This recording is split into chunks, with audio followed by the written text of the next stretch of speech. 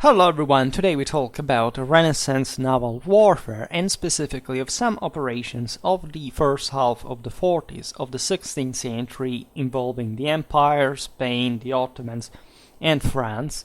I already made some videos about this topic in general. This video is going to be relatively close to the one about the Christian capture of Tunis in 1535.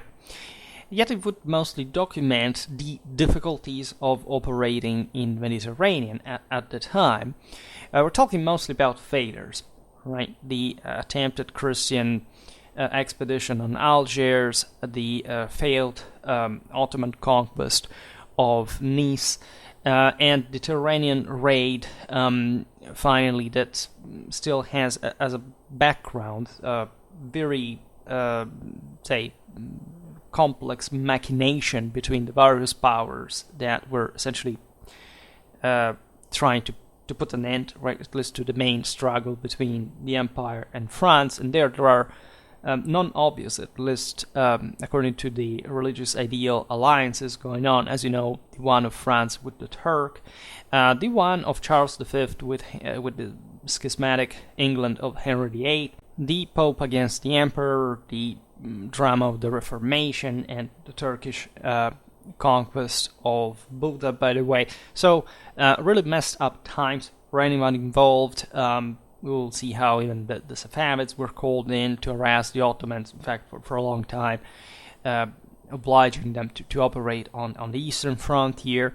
That is very typical of the time, and it deserves an attention from a political and military point of view in detail, right? So the great problem of Mediterranean policy for Charles V and his imperial policy at the time was Algiers, right? The can say corsair capital of Khayr ed-Din Barbarossa, the famed, in fact, Ottoman corsair that was harassing the Western Mediterranean in the hands of the Christians, but also some faithful Muslim rulers to essentially to the imperial alliance, as we've seen in the case of Tunis, by the way.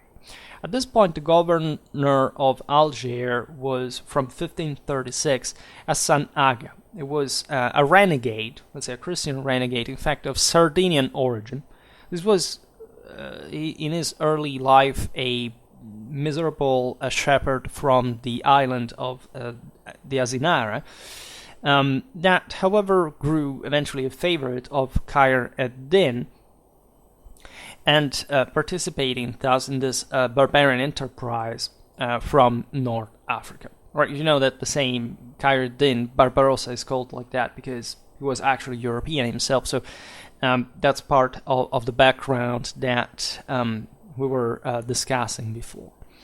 Now, Charles V, Emperor of the Holy Roman Empire, in spite of the opinions of his closer collaborators that exhorted him to sustain his brother Ferdinand in Central Europe, where the fall of Buddha in the hands of the Ottomans in 1541 wasn't surely a very good omen, especially for the future of Austria, decided, yet in that very year, before the Ottomans had even to conquer the Hungarian capital, to conquer Algiers, essentially being confident in the maintenance of that agreement that had been reached together with the King of France, Francis I, in 1504, just the year before, right? Now, consider the problem with Hungary. We will see that theater in a separated video, because here it's, as you know, mostly in the Christian Turkish wars, Central Europe and the Mediterranean, right? So, with the loss of Buddha, the distance between Vienna and the Ottoman Empire would have been just 150 kilometers, right? I made a video already about, in general, the 29 siege of Vienna, so there would have been nothing strange about a renewed Ottoman offensive that mostly would take place later on in the second half of the 17th century, first stopped at the Rab, and eventually, in 1683 with the actual siege and the almost fall of Vienna herself.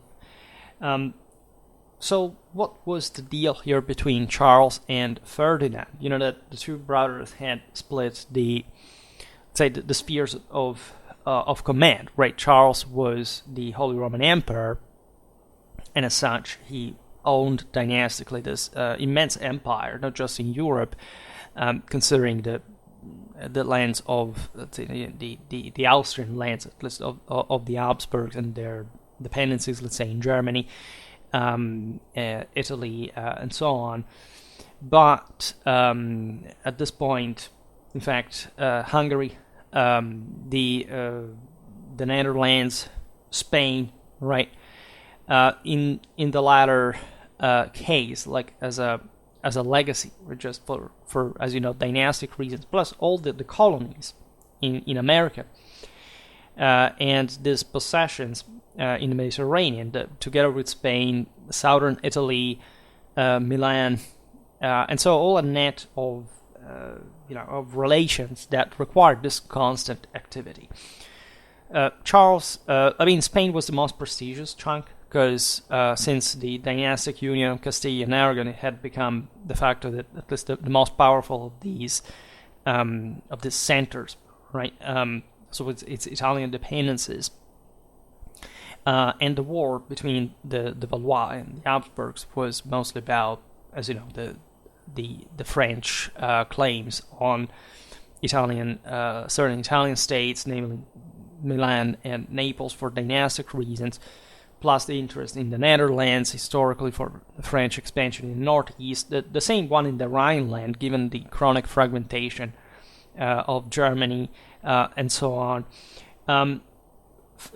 Charles V was by upbringing essentially a Burgundian knight, right? So he never had quite too much in common with Spain per se. Actually, the Iberian estates would have preferred by far Ferdinand that had been brought up there. Instead, Charles was the most important, of course, the firstborn, the heir of this immense legacy, and he chose the most powerful base, while Ferdinand was left dealing with Austrian affairs, practically, and always in this enormously complicated scenario, right?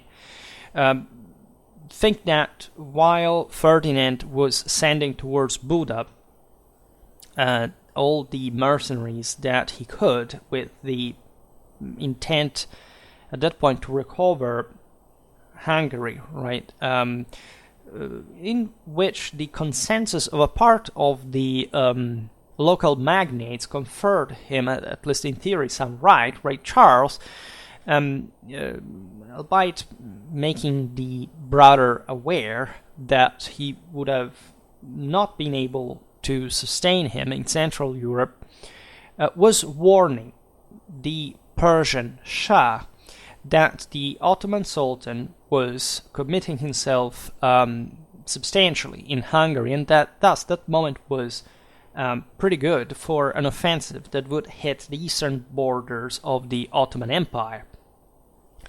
Thus, the Safavid army, as a consequence of that warning, mobilized his forces directing towards the west. So Suleiman the Magnificent at that point was obliged to renounce to a part of his terrestrial forces that he had counted to use against the Habsburgs in Central Europe. However, in 1547, between the Sublime Porte and Ferdinand of Habsburg, a treaty was signed on the basis of which the Habsburg would have had to could have maintained essentially the control on the Hungarian region of his pertinence, so what would be known as Royal Hungary. It was essentially 1/3,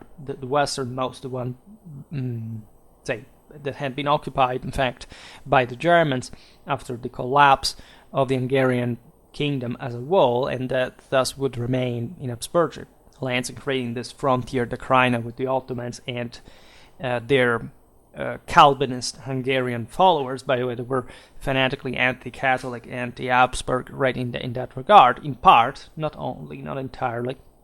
We'll come back on Hungary. Made already some videos about this, about the Kurucsok, for example, to Curly, but that's in the 17th century. Just know that, of course, things had been starting reformistically around this time, and of course the German-Hungarian mutual hatred was kind of much older in time, dating back to the Magyars, if not even before. The price of this settlement, however, had been an Habsburgic tribute to the empire of 30,000 ducats. Right, this at least from Ferdinand's estates only. It was a fair trade. I mean, tributes are still today like the basis of like international policy in many ways, to stabilize, to control, whatever. This allowed essentially Suleiman to take care of some years of the Safavid frontier without worries about the northwestern most part of his empire. It was pretty stretched, right? It's still Europe, but moving an army up to Buda, up to Vienna is a huge deal just per se. So this would eventually lead to the final peace of 1555 between these powers. So this was essentially the background, while Charles V was more concerned about the North African scenario, which was quite important because the Ottomans basically had this sort of, say, Karsak corridor that passed under Tunis, and mostly from actually the Mediterranean, say, naval link, right, with Constantinople. That was a bit of a pain in the behind, of course, for Spain and Italy. Tunis was secured by the Christians, but Algiers again was an important stronghold, and if taken out, would have essentially stabilized the entire Western Mediterranean further and deprived the Ottomans of essentially their westernmost basis of power. The Moroccans, in many ways, were also their enemies. We will again talk about all these scenarios in other videos, but just to give you like a basic idea, if you never thought about these times and places, but I guess it's pretty basic history here. So the whole thing, as always, was a gamble, right? Because in order to conquer Algiers, the Christians had to crush the power of Barbarossa at sea, right? This was the huge deal of all, right? The Christians had good fleets, especially think about the Venetians, the Genoese, just Spain too had a great power.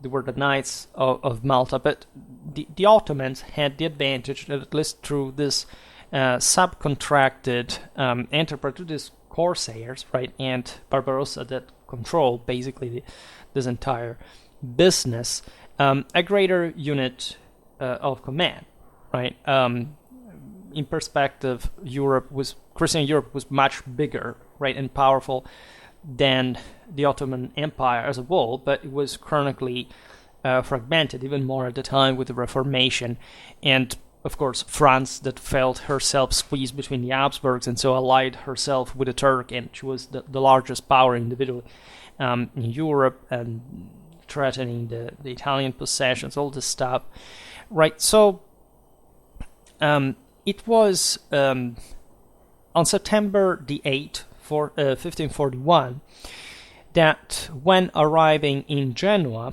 Charles V was informed of the Hungarian defeat of his brother Ferdinand.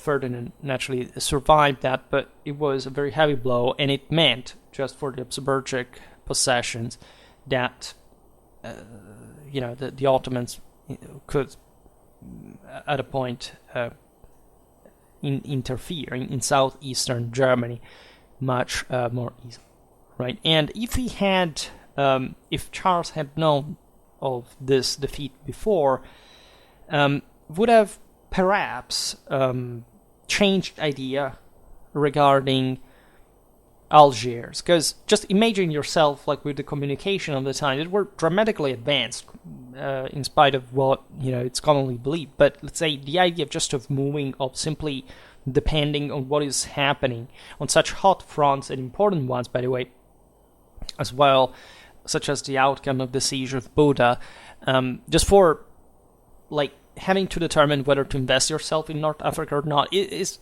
just per se a huge deal. Right, there are lots of voices, lots of parties at court, among diplomats. So it's really a difficult set of decisions to take continuously. Right, just for maintaining the initiative, trying to exploit any enemy weakness, and so on. Right. So the Ottoman victory at Buda actually strengthened, at that point, given that the city was lost, the intention of the capture of Algiers, right, as a sort of revanche. This time, compared to Tunis, that had been a successful endeavor 6 years before, the loyal Admiral Andrea Doria, that was the authoritative father of the Genoese Republic, and as you know, the Republic was the Bank of St. George, which was the one that, after the failure of the Fuga, was essentially financing the Spanish crown. So thus, an admiral who had and a de facto state leader who had strongly supported the empire, was at this time offended towards Charles because of the suspicion of, let's say, connivance of some kind with Khayr ed-Din Barbarossa. The reason of such suspicion was the situation that had formed itself after the Genoese defeat at Preveza in the Ionian Sea against the Ottomans, right? And it's obvious that, given the enormous power that the Doria had, there would be a constant contact, like there are always today, even among enemies, to trying to negotiate different courses, both politically and militarily. But this had appeared at a point to the empire as a sort of like, what are these guys doing, that they're negotiating separately with the Ottomans or whatever. So this suspicion had been known, had been voiced, even informally, and Andrea Doria had been offended by this. So he declined, also for this reason, the others we'll see now, the invitation actually to lead the campaign, the new expedition against Algiers, that naturally required the Genoese navy and the expertise of such admiral. The motivation that the Doria provided in declining the imperial request was plausible on the basis of naval concern. In fact, the old seaman was making his imperial interlocutor notice that the season, by that point, began to be too advanced, right? And that year, in particular, was, as it would be accurately, it was actually predicted, not going to be particularly good for the weather. Consider that Andrea Doria was 75 years old. At the time, he was also ailing because of illnesses. So Charles V was a sensitive person, showed great comprehension, great understanding towards the Doria. The Genoese squadron was, however, still available and commanded by Giannettino Doria, that was the second cousin of the same Andrea, that considered him by way as his successor at the head of the Genoese navy, and that, in fact, was, accepted in that regard to take part in person physically to the expedition to Algiers. In Palma of Majorca, the Neapolitan and Sicilian squad, commanded by Ferrante Gonzaga, and the Castilian one at the orders of Bernardino de Mendoza, were awaiting. Right? And if we look at the numbers, they were really impressive. Apparently 71 galleys, 300 cargo ships filled with soldiers, for a total of 30,000 men ready for landing. Right? These horses, as always, from chronicles are a bit, differing, right? But this was evidently a solid contingent that could have objectively been up to the task of conquering such a stronghold like Algiers. But the problem was, as we hinted at sea, because a storm obliged the fleet to stop to the Strait of Boniface, where the contingent of the Knights of Malta was awaited. The storm went on also during the crossing of the Mediterranean. The situation was already critical, was worsened by the continuous attacks of the barbarian Ottoman corsairs.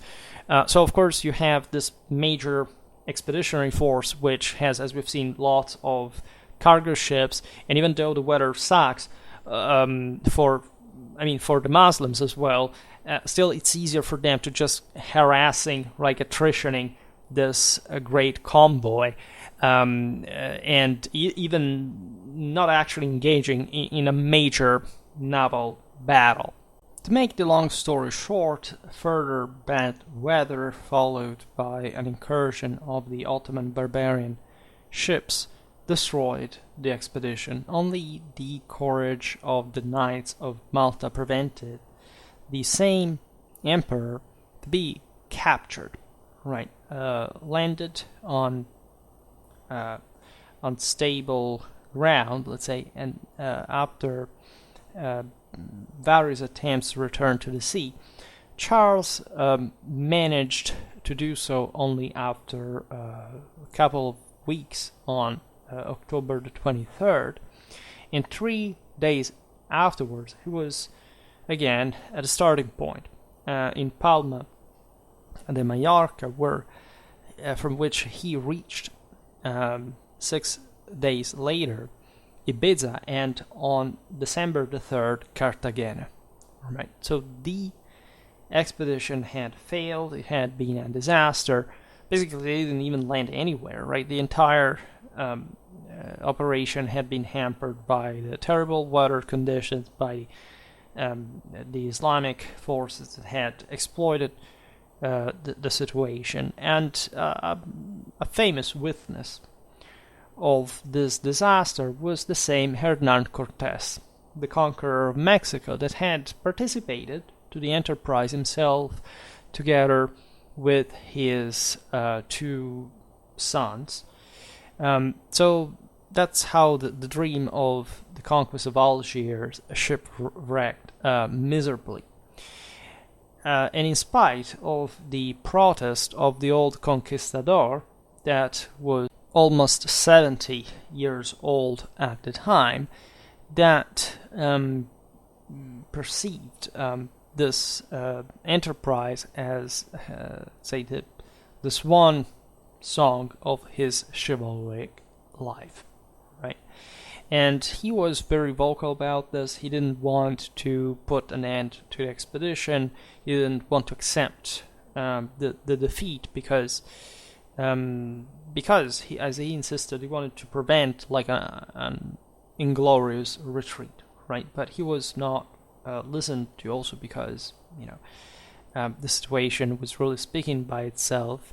Hernan Cortés would have died 6 years later in 1547 in Seville. And this old knight will have asked himself probably how it would have been possible, right? For here it's a matter of honor, right? You see, this was a matter of the empire, it was a matter of Spain, specifically for him. They were old knights, right? I made just a video recently about the traditional meaning of leadership, of hierarchy, of ranks, and so on. So the mere idea of giving up was somehow unconceivable, right? And there is an interesting reference, in fact, to the Don Quixote of Cervantes that would have been written actually later, right? Referring to the encantadores, means enemigos, so enchanters, as essentially enemies, right? Everybody was going to tell you something that is not right. Let's say it's trying to convince you not to achieve the result you wanna obtain, right? As victory is the only possible one. Por defraudarme de la honra de aquella batalla, right? So in Spanish, to defraud, right? To deprive myself of the honor of that battle. This is again a phrase of Cervantes in if I'm not wrong, in the second book of the work, chapter 66, right? So Cortés was not very different from the exasperated mole of chivalric mindset that was being portrayed by Cervantes, that, however, had put, as you know, together with Ariosto and Shakespeare, like an end to that medieval world of medieval chivalry, right? Saint Charles V was much more of a knight by sensitivity. Again, he was just a Burgundian knight by education, than even a much more Machiavellian leader like Francis I, who was incarnating much more consistently the raison d'etat of Renaissance status, we can say. But we tend to, just as moderns, to be projected towards what it would become, and we tend equally to overlook how at the time these same individuals would have felt about that, because they weren't trying to keep up with a world that was not existing, right? These beliefs lasted until the contemporary era, even up to a century ago in some places in Europe, and they were pretty much alive still in the mid-16th century. Charles V naturally was say, shattered by this debacle of Algiers that has compromised, in fact, his reputation, we can say in Spanish. In the meanwhile, the Kapudan-i, right? So the captain and somehow general. This is you hear in Turkish even there the Latin sounding in the first word, because of the massive influence like existed between these worlds, right? The Ottomans were just overlapping what had historically been de facto the Byzantine Empire. The Sultan's captain and Admiral Khayr ed-Din was starting from, say, between 1543 and 1544 on demand of Francis I, a powerful expedition, in fact, coordinated with the King of France, who had, in agreement with Suleiman, again declared war on Charles V. There had been some pretexts, right? Not small ones, such as the killing by some imperial assassins of the Rincon. There was a Spanish ambassador naturalized French, the Italian Juan Fregoso, that had been working with Francis I. Well, that works as a casus belli, and as we were just saying, also the Imperials did pretty shady stuff, and they were, of course, competing for world dominance in many ways, at least the one of Europe. This new state of affair brought to the deployment of Barbarossa's fleet in front of the same port of Rome, Ostia, on June the 29th, 1544, essentially setting panic, echoing until Rome herself. Right? That was not, however, the objective.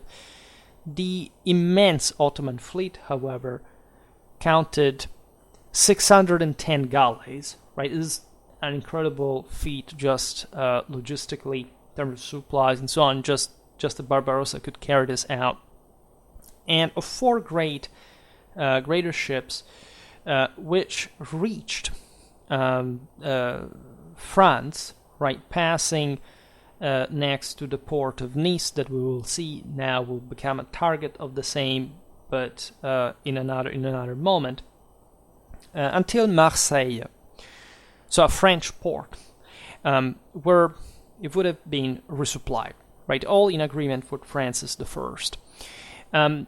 In Marseille, the Ottoman fleet was welcomed by the former captain of the same papal galleys, that was Virginio Orsini, who had come to be hated by the Holy Roman Emperor and had passed to the service of the French king. Right? This tells you, by the way, about the strained relations, as you will see now, that existed between the Papal States and the same Charles V. Right? Virginio Orsini was the Count of Anguillara. We were referring to this family, by the way, in the recent video I made about medieval Lazio. And interestingly enough, he had led the Papal squadron in the expedition to Algiers. Right, and it's at this point that he had remained deeply dissatisfied with the treatment received by the Admiral Doria, thus passing to the service of Francis I in 1542. Right, consider here a bit of familiar background. The Orsini was married to Maddalena, that was the sister of that great partisan of the King of France, was the Florentine Piero Strozzi. So at that point, the papacy had been really upset about the fact that Charles V had allied himself with Henry VIII of England on February the 11th, 1543 to be specific.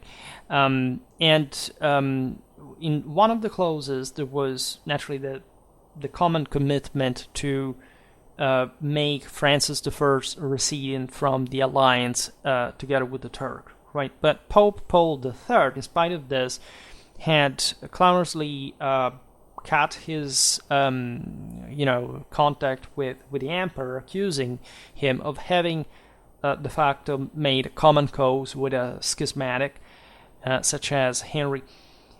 So that's how messed up this kind of things could become. All right. So by the way, in this consider the manners of the time. The most noble lord of the Anguillara offered to Khayr ed-Din Barbarossa rich gifts. Right. This was just habitual because the sense of greatness was recognized a bit all across the board. In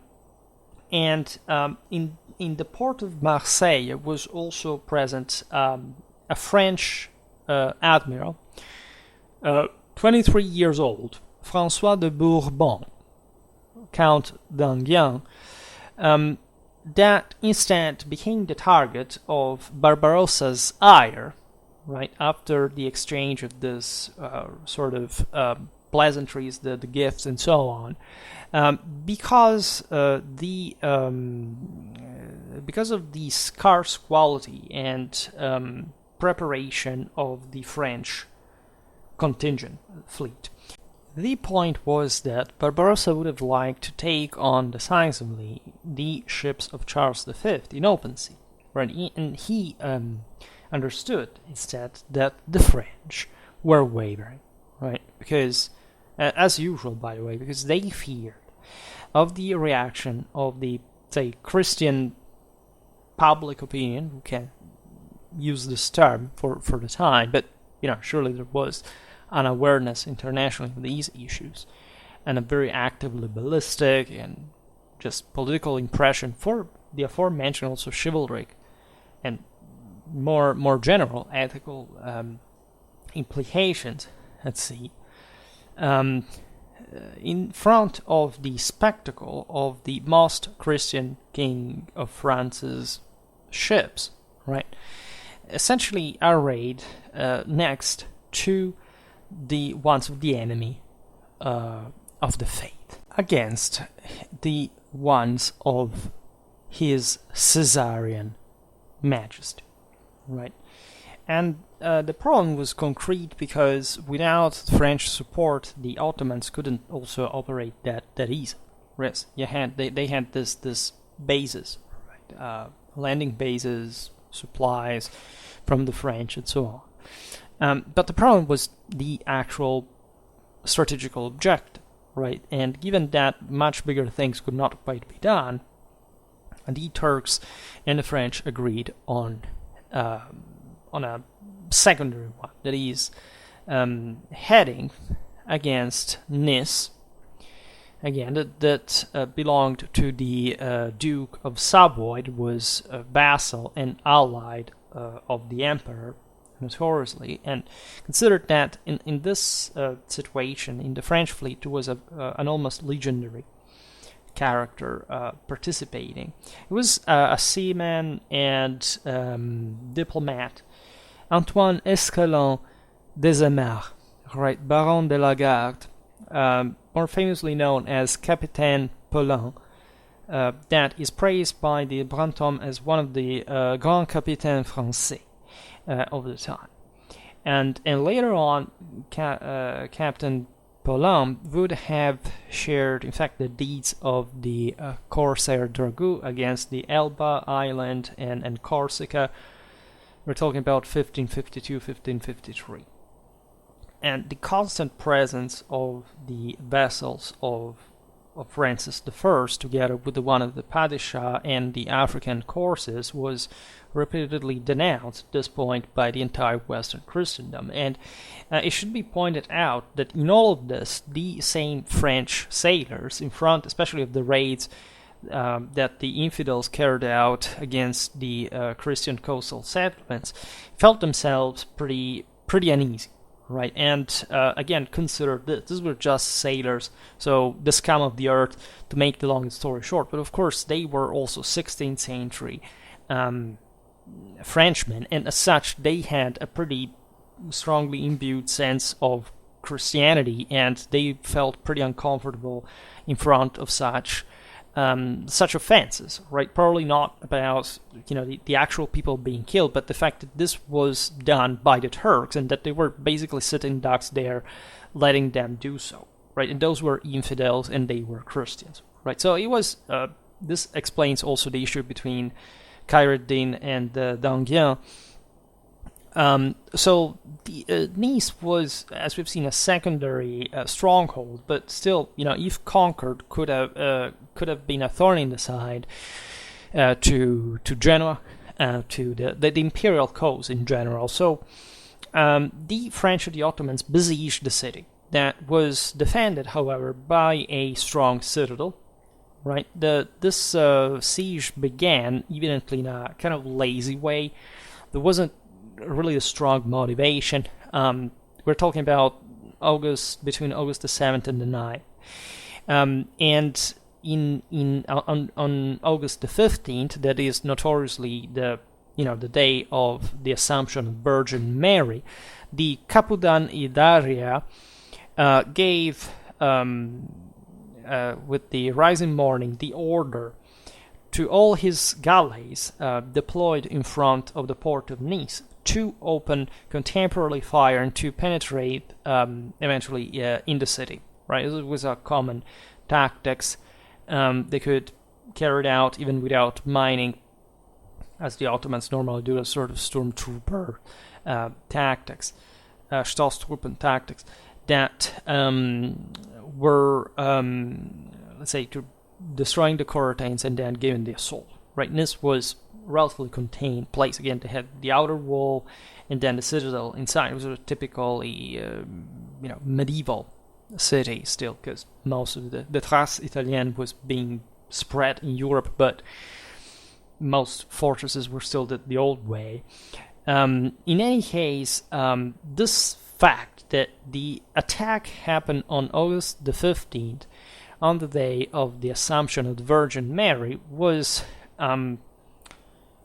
actually a problem, because the Christians considered the Virgin as, of course, their special protectress in the war against the infidels. And in this way, the renegade corsair Barbarossa was outraging their faith, but also this, compromising further the French in the eyes of Christendom. It was a way of provoking them in many ways, saying, you are with me now, right? I don't give a damn about what Christianity thinks about the French. You want to be allied with the Turks. Now, that's what you have to do. So to tie them irreversibly to his cause, because it was just like exposing them more, and so they would have said, okay, fuck it, let's stick to the Turks at this point, because we are just uncovered, and we can't really hide anymore. This actually wasn't like the French had their own part in the assault in the first place, so this was not really a crippling issue. In fact, the troops penetrated in the urban wall through a breach opened by Ottoman artillery, and in spite the citizens of Nice had surrendered them, the invaders began to loot and sack and set on fire and so on. Now, as it often happened in siege warfare, the citadel, however, remained unconquered, right? So it would take a much longer time to try to storm it, and at the end of the day, if you kept that, you kept the city in the first place. And the Ottoman fleet at this point was not up to it, and even with French participation. So they preferred to withdraw, because they feared if they had stayed longer there, imperial reinforcements would have arrived. So even though the city of Nice had been looted, the result of the enterprise was really miserable. Barbarossa accused the Allies of scarce competence, of superficiality. The French, that were pretty uneasy, as we've seen, essentially returned the accusations by complaining with Khairuddin of the cruelty and the barbarism.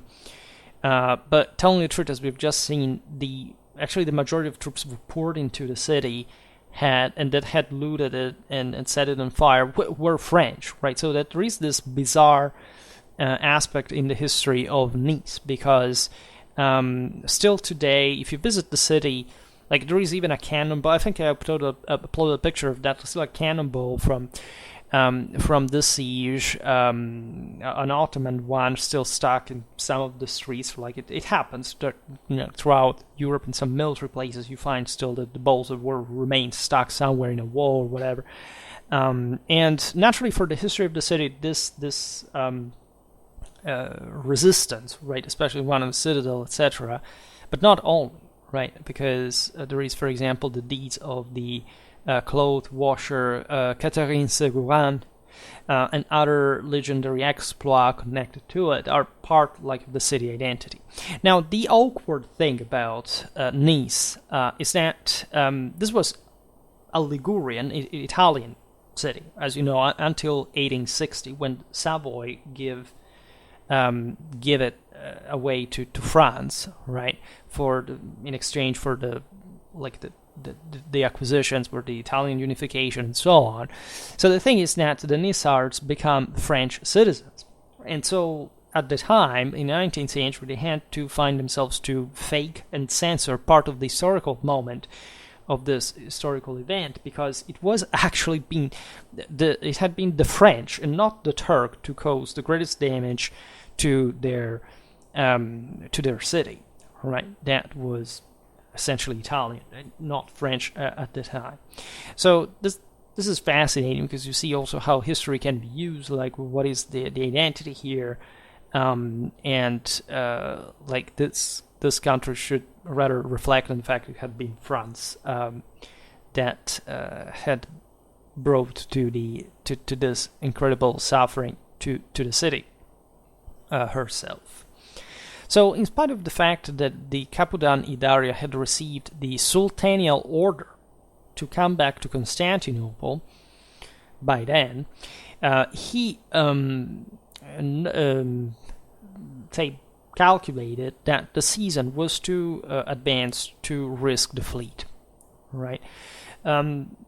This was not just the only reason, because it is true, aside from the fact we've seen before the expedition to Algiers what had happened to the Christians in the first place, and these were part of the same troops that had been harassing those guys in bad weather, that aside from the mid-August storms that were a real thing, the, generally speaking, sailing was still easy, right? Usually up to throughout all September. I mean, they could have easily come back to Constantinople. But there are also all the Christian coasts around there, so it's not much about weather, but about the actual enemies out there. And the Barbarossa didn't want to risk at this point.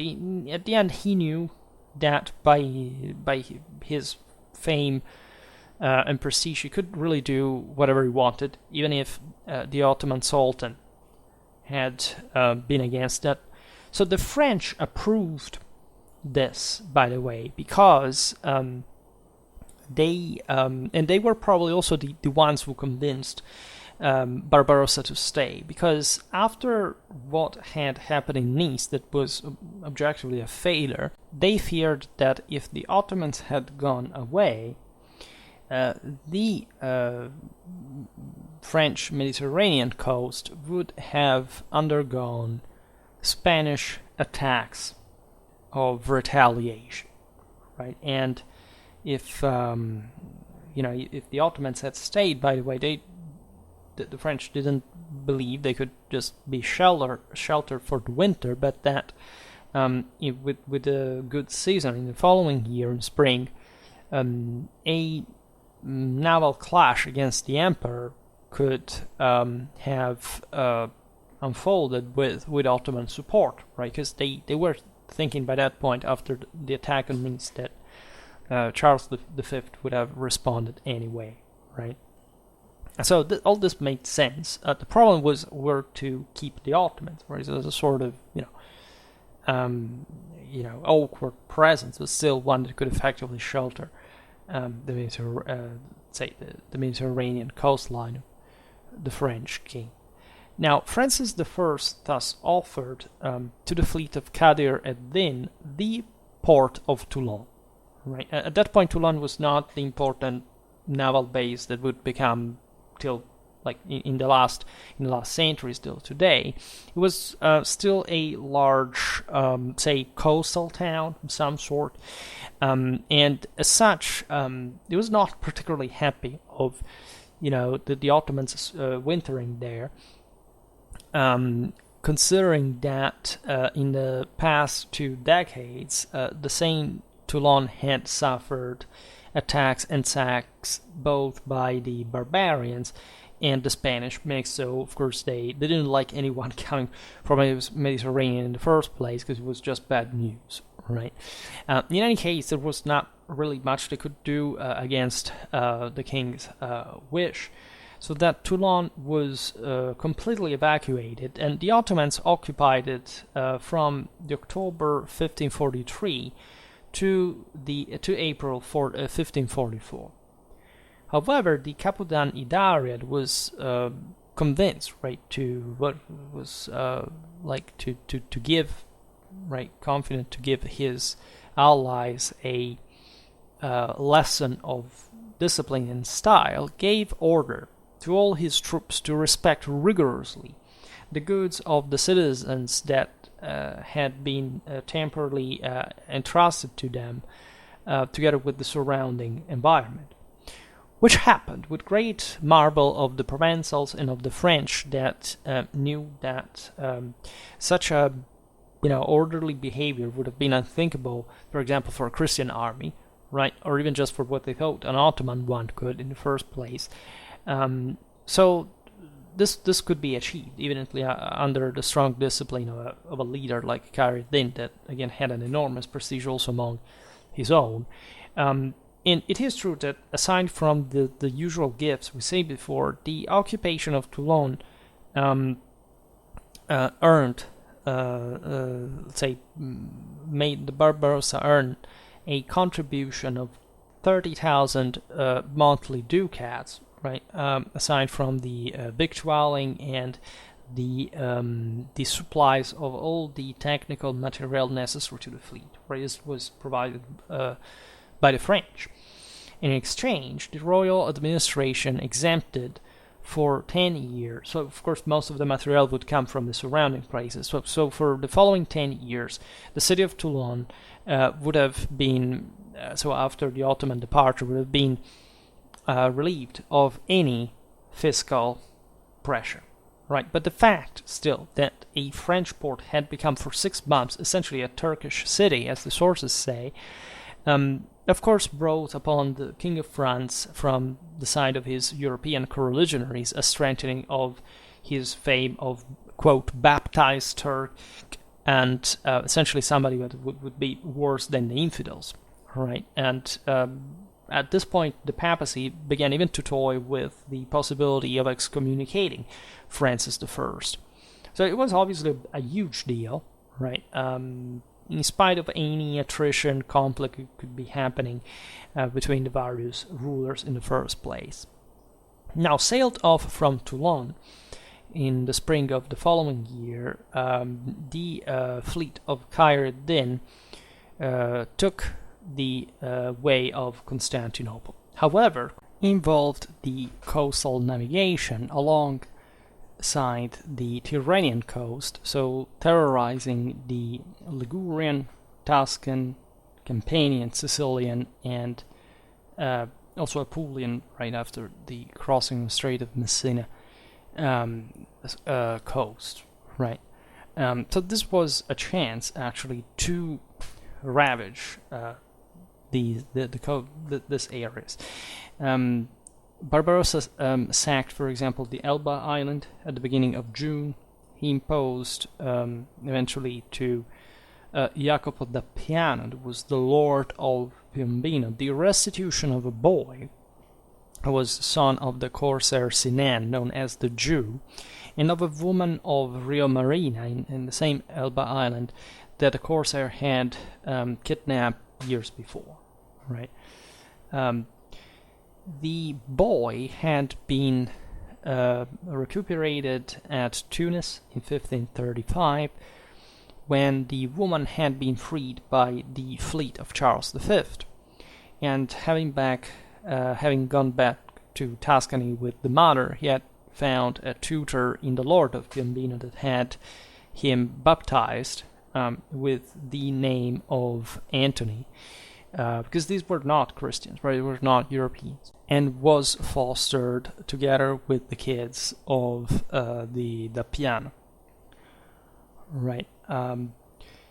the boy, after this, was brought to Suez, where his father, that was by the time preparing an expedition against the Portuguese in the Indian Ocean, having seen him again, died for the emotion, while Jacopo da Piano died in turn in 1545, perhaps because of the general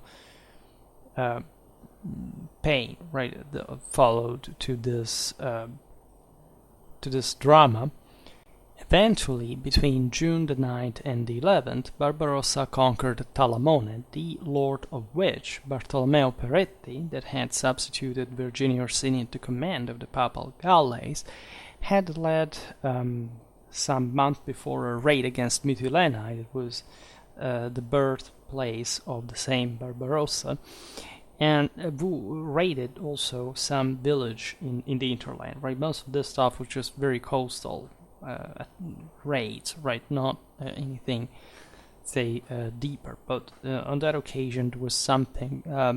Consider that Peretti was, by the way, died some month before this raid, so it was a moment, of relative, lack of the previous leader. Barbarossa eventually occupied Porto Ercole, killing or deporting as prisoners almost all the inhabitants. So this is the level of brutality that we're discussing here. On June the 13th, Barbarossa's Rais Salah assaulted also the Giglio Island off the Tuscan coast. This land depended on Siena, and he drew from the island more than 600 prisoners to be deported in slavery. Right. On June the 23rd, Khayr ad-Din also harassed Ischia. There was a fief of the Marquis of Vasto that was loyal vassal of the emperor. This was in southern Italy, the Kingdom of Naples, so depending on Spain and Charles V. And here it's estimated that the prisoners captured to sell as slaves counted as many as 4,000.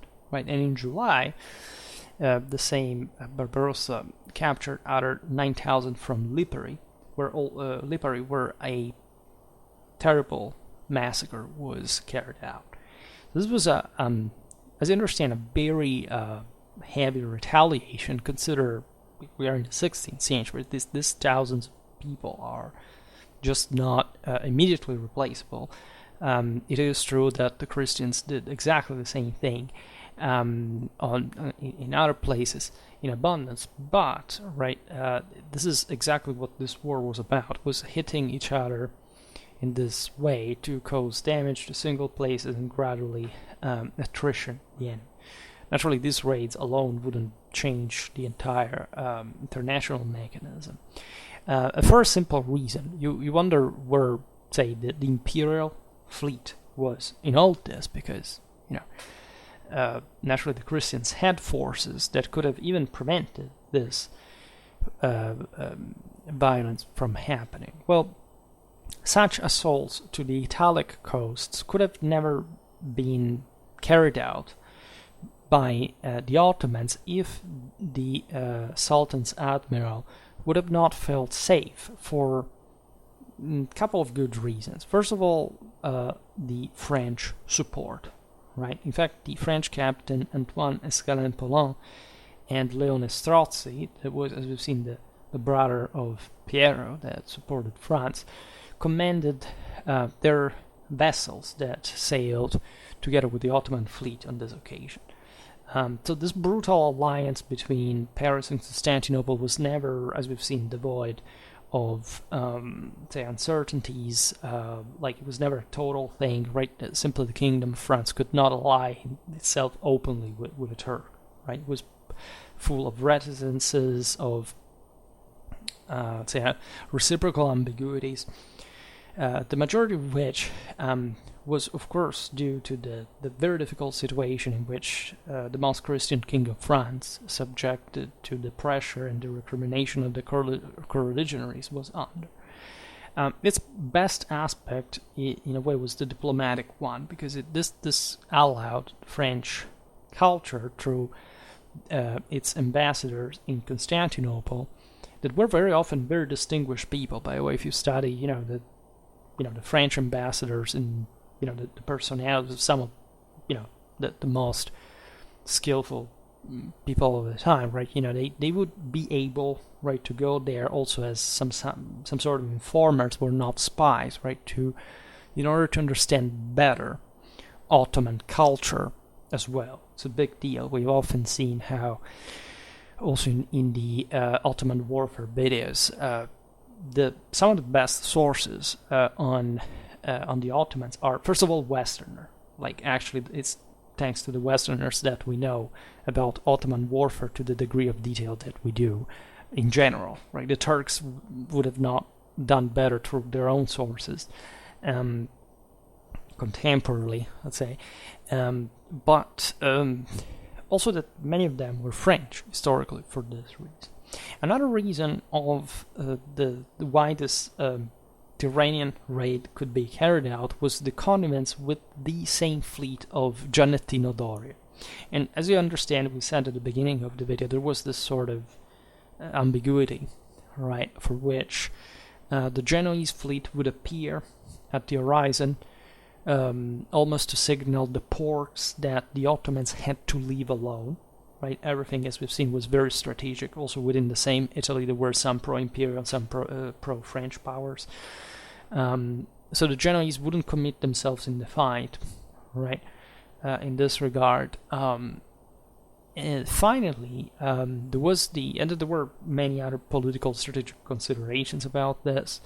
But in any case, the Ottomans were leaving, and the awareness that the emperor that was committed in Flanders against a felon vassal of his, that was the Duke of Clèves, could have not come to Italy, right, to help. And in fact, it was even a greater reason why he would have not done it, because exactly at this point, Charles V had began to start with the same Ottoman Sultan serious negotiations together with the same King of France, right? By the way, the mission was entrusted to the Flemish humanist of Jewish origin, Gerard Weltweg, right, for the emperor, and to Jean de Montluc, that was the younger brother of the great Blaise, right? The Montluc on behalf of the King of France. While for Ferdinand I, the diplomat Niccolò Secco had been sent to Constantinople to try to treat, right, with the Sultan in his name. So this complex mission went on for a long time. It was finally inconclusive, right? And after all, not even the mission of Gabriel d'Aramon, that in 1546 asked to the Sultan on behalf of the King of France to attack the Emperor and bringing in meanwhile rich gifts, among which a famous clock built in Lyon would have succeeded either. In any case, this was a moment in which the Emperor didn't have to molest too much the Sultan and the French, nor he could really do much about what was going on in the Mediterranean at that point. The famous Italian humanist and historian Paulus Jovius, that was ever more desolated in front of the spectacle that this hatred, of these hatreds that were tearing apart Christendom, leaving so much space to the Turk, was at least famously leaving a memory of the unfortunate, to say the least, Christian prisoners that chained in the vessels' holds and dragged towards slavery, like the one that waited for them in Constantinople and also God knows where from there. Curse the greed of the princes that were far away from common concord, which with great infamy was said that they caused such so many tragedies, right? These are his words specifically.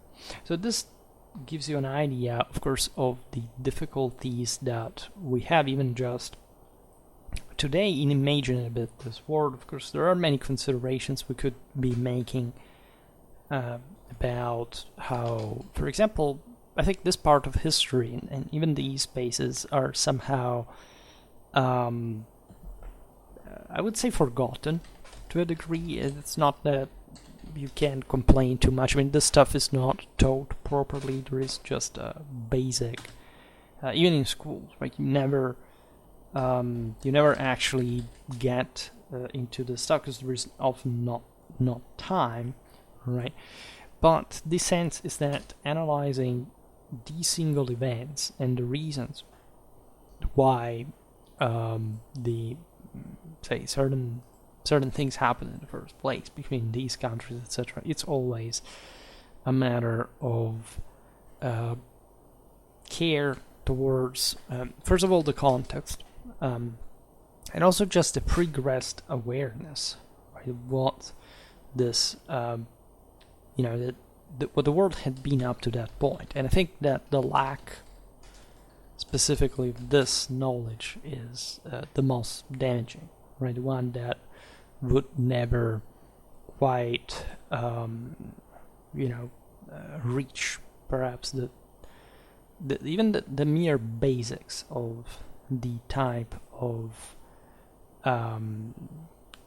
let's say, of culture that we have created nowadays. That's the thing that scares me the most. It's this constant lack of interest, of basic elementary care towards our history. That's the thing that I see the most in general. We will keep talking about this distressed world, especially the 16th century is often mistaken as, oh my god, it's the Renaissance. It's look at here, look at there. It's not really that. The 16th century was lived by the contemporaries as one of the single most disruptively traumatic centuries in the entire history of mankind. For obvious reasons that I don't even have to explain to you if you don't have, again, that basic knowledge. Look, most people say why, right? Or is it just your interpretation, or you want to act provocative? I'm actually talking on the top of a bit of historiography, and not surely the last one in this regard, but the problem being quite serious indeed, as far as the entire situation, I think, is neglected in the aforementioned way. But again, what can you do? You have been told that no matter what happens, everything goes well. So if you go in the opposite direction, what is actually the case, right? I wonder which kind of result could ever follow in the first place. Anyhow, for today, I stop it here. I just hope that you enjoyed this video. If you did, please share it. Otherwise, leave a like or subscribe to my channel if you're interested in my upcoming content. As always, I thank you heartily for listening to me. I wish you a nice time and see you next time. Bye.